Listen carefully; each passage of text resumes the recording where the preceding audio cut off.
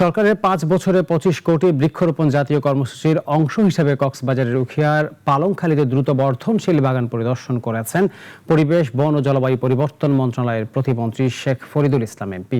রোববার হেল্প প্রকল্পের আওতায় সৃজিত 150 হেক্টর দেশীয় মিশ্র প্রজাতির দ্রুত বর্ধনশীল বাগান পরিদর্শনকালে বাগানের চারার আশানুরূপ বৃদ্ধি ও পরিচর্যার কাজ দেখে সন্তোষ প্রকাশ করেন প্রতিমন্ত্রী।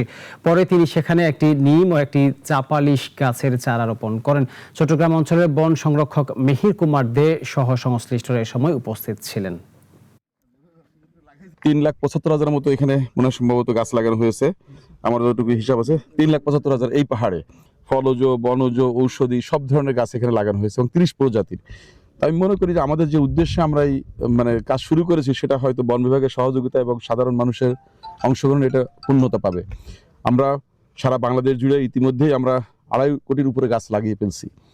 আমরা আশা করছি যে আমাদের যে টার্গেট সেটা থেকে আমরা আরো বেশি অ্যাচিভ করবো এবছর।